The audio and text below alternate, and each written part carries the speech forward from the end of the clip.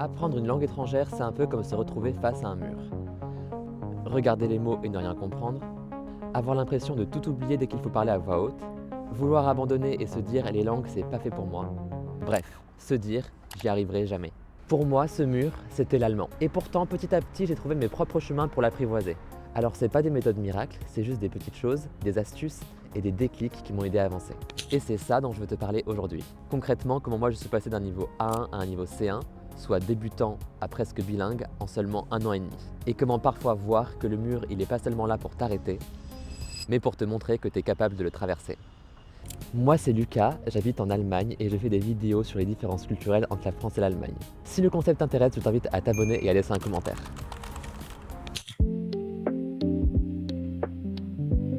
Bon c'est parti, on s'y met. Objectif, apprendre l'allemand.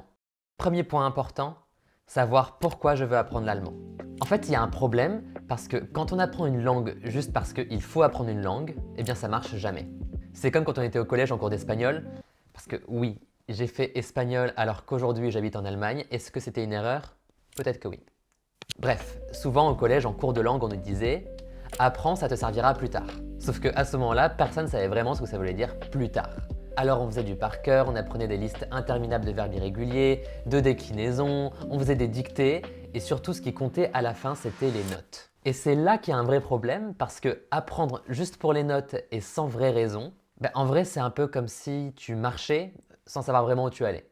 Alors que dès que tu as une motivation claire, ton cerveau il se met à bosser différemment. Par exemple, tu pars en voyage et du coup quelques jours avant tu installes Duolingo pour apprendre quelques mots. Et bien souvent tu retiens parce que tu es vraiment motivé, parce que tu as envie d'aller en voyage et du coup de pouvoir un peu t'exprimer là-bas. Et bien pour apprendre l'allemand c'est pareil. En fait là où je veux en venir c'est qu'il faut trouver ta raison. Est-ce que par exemple tu veux bosser ici, ou bien te faire des amis, ou alors tout simplement mieux comprendre la ville dans laquelle tu vis. Peu importe, mais le plus important c'est de trouver une raison parce que sans ça, ça va être vraiment compliqué d'avancer. Parce qu'en fait, quand tu as vraiment un but, tu n'apprends pas juste pour parler. Tu apprends parce que tu as envie. Et dès que tu as vraiment envie d'apprendre et que tu es motivé, c'est là que tu vas mieux retenir. Alors, qui n'a pas ici déjà utilisé une application pour apprendre les langues? Comme Duolingo, Drops, Babbel. Alors, je ne suis pas du tout contre, au contraire. C'est cool, c'est simple, c'est ludique, c'est rapide. Et c'est aussi hyper facile, tu peux faire 10 minutes par jour dans ton lit, dans le métro, sur le canapé, bref, quand tu veux. Et en vrai, ça aide vraiment. Par exemple, je conseille vraiment pour tout ce qui est vocabulaire ou phrases simples ou même juste pour commencer, une application, c'est vraiment génial. Mais dès que tu veux un peu plus creuser vraiment sur la langue, je trouve que ça commence à être un peu limité. Je sais que pour apprendre une langue, moi j'ai besoin vraiment de bases solides et surtout de comprendre la logique derrière. Et pour moi, pour apprendre tout ça, rien de mieux que d'aller en cours. Alors il y en a plein qui existent, il y en a en France, en Allemagne il y a plein de cours privés, il y a le Goethe Institut. Moi j'étais à la Volkshochschule et c'est vraiment génial. Alors la Volkshochschule en fait c'est une école pour adultes où tu peux apprendre des langues mais pas que. Tu peux apprendre l'allemand, tu peux apprendre le français, tu peux apprendre plein de langues étrangères, italien, japonais, chinois, arabe, vraiment toutes les langues que tu veux. Et tu peux aussi apprendre à faire d'autres choses comme la photo, il y a des cours de yoga, il y a des cours de théâtre, il y a des cours de cuisine, bref il y a vraiment des cours de tout. Il faut aussi savoir que la Volkshochschule c'est une école qui est publique, donc qui est financée par l'État. Et du coup aussi il y a une vraie sélection assez exigeante des profs. Alors moi là-bas j'ai suivi un cursus du niveau A1, donc vraiment débutant, j'avais zéro notion, jusqu'au niveau C1, donc C1 c'est quasiment bilingue. Je peux par exemple aller à l'université en Allemagne avec. Alors en tout pour faire ce cursus ça m'a pris 1 an et demi. Après c'était vraiment intensif, j'avais cours du lundi au jeudi 4 heures par jour. Donc c'était un rythme assez soutenu, mais c'est vrai que pendant 1 an et demi j'avais le temps de faire ça, c'était le matin de 9 h à 13 h et ensuite l'après-midi je travaillais. Et franchement pour moi être vraiment en intensif comme ça, il n'y avait rien de mieux pour avancer. Et je te rassure, c'est pas du tout comme retourner à l'école, au collège ou au lycée. Déjà, il y a un truc qui est vraiment différent, c'est que ce soit toi ou les autres étudiants, ici les gens veulent vraiment apprendre. C'est pas comme à l'école où en fait, au final, tu es obligé d'y aller. Ici, c'est vraiment toi qui y vas parce que tu as envie et tous les gens que tu vas rencontrer, ils sont dans la même situation que toi. Moi, à la Volkshochschule, j'ai vraiment rencontré des gens que j'aurais jamais rencontrés ailleurs dans ma vie de tous les jours. J'ai rencontré des gens qui venaient d'Ukraine, de Russie, plein de gens d'Europe, donc il y avait des gens d'Italie, des gens d'Espagne, d'autres Français aussi. Il y avait des gens aussi qui venaient du Moyen-Orient, il y avait des gens d'Amérique du Sud, c'était vraiment super enrichissant. Ce qui est vraiment cool à l'école comme ça, c'est que du coup, tu es obligé de passer à l'oral devant d'autres personnes. Donc je trouve que ça aide justement un peu à briser la glace et à avoir de moins en moins peur à parler allemand devant les autres. Et je trouve ça aussi super de pouvoir écouter les autres parler allemand parce que par exemple, tu as les profs du coup qui vont avoir un accent allemand natif, mais tu as tous les autres participants en cours qui auront du coup leur accent de leur pays.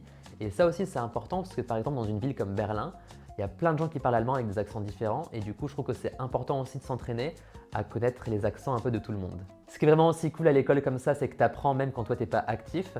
Aussi, quand les autres participent et font des erreurs, tu apprends aussi de leurs erreurs. Bref, je trouve qu'il y a vraiment une vraie bienveillance comme ça à l'école parce que tout le monde est un peu dans la même galère. Tout le monde veut apprendre l'allemand qui n'est pas une langue facile et du coup, tout le monde s'entraide aussi. Alors franchement, si tu veux progresser en allemand et vraiment te lancer, ce que je te conseille, c'est de te trouver un cours. En vrai, le plus dur dans l'apprentissage de la langue allemande, c'est pas la grammaire, c'est pas les déclinaisons, mais c'est de tenir. Surtout de ne pas lâcher quand tu as l'impression de régresser ou d'avoir tout oublié. Parce qu'en fait, en vrai, c'est totalement normal. C'est comme le sport. C'est pas faire une énorme séance de sport un jour qui va tout changer. Ce qui compte, c'est la régularité. Par exemple, réviser son allemand 10 minutes 3 fois par semaine, c'est déjà énorme. En fait, ce qui est vraiment important, c'est de rester en contact avec la langue. Et même un tout petit peu, ça compte déjà.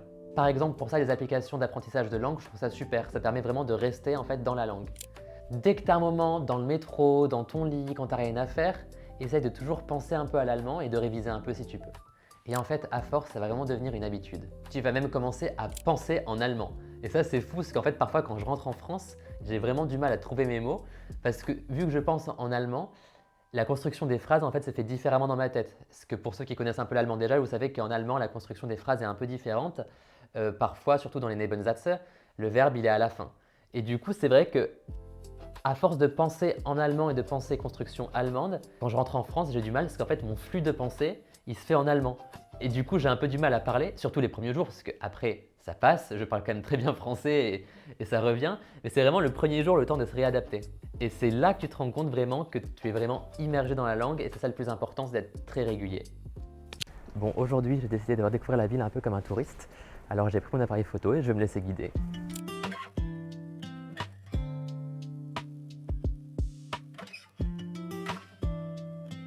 Ce que j'aime avec la photo, c'est que tu apprends vraiment à regarder. Un détail, une couleur, un mot écrit sur un mur, les enseignes que tu n'avais jamais vues. Et je crois que pour apprendre une langue, c'est pareil. Il faut être curieux. Lire les mots, écouter les gens parler, deviner ce que ça veut dire. Et chaque mot que tu saisis, c'est un petit déclic. Parce que plus tu regardes autour de toi, plus la langue t'appartient un peu.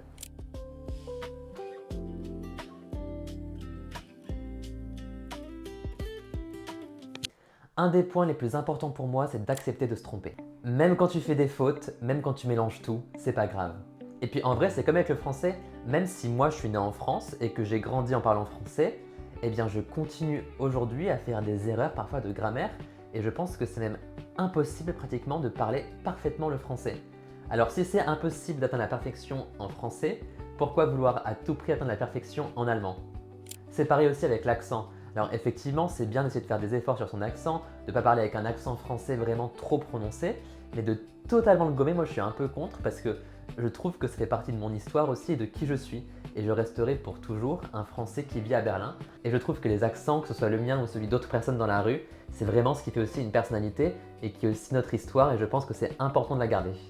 Ce qui est vraiment important, c'est de réussir à se faire comprendre et à s'exprimer. La vérité, c'est que si tu te trompes dans tes déclinaisons ou bien que tu utilises le datif ou l'accusatif, les Allemands, ils s'en fichent. Ce qui importe vraiment, c'est d'essayer. Et d'ailleurs, à partir du moment où tu essaies de parler allemand avec les gens autour de toi, directement, tu sens que ça brise un peu la glace et aussi que les gens vont vraiment faire un effort pour réussir à te comprendre.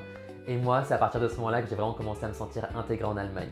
Quand j'ai des conversations avec mes voisins dans l'ascenseur, quand j'essaie de parler avec des gens que je rencontre en soirée, bref, à n'importe quel moment où je peux, j'essaye de parler allemand. Et ça, c'est vraiment le plus important. Essaye, essaye, essaye. Écris des emails en allemand, au téléphone, essaye de parler en allemand aussi. Bref, dès que tu peux, essaye. Je sais que souvent, c'est un peu compliqué de franchir le pas. On se dit que tout le monde va nous regarder, qu'on va se ridiculiser et au contraire, pas du tout. Personne ne va te juger si tu essayes de parler leur langue maternelle. Le plus important, c'est qu'avec tes propres mots, tu puisses réussir à exprimer ce que tu veux vraiment dire. Voilà, on revient là où tout a commencé. Si toi aussi t'apprends l'allemand, dis-moi ton niveau actuel et tes astuces en commentaire. Merci beaucoup d'avoir suivi cette vidéo. Si t'es pas encore abonné, je t'invite à le faire. Et moi, je vous dis à mercredi prochain pour une nouvelle vidéo. Tchuss!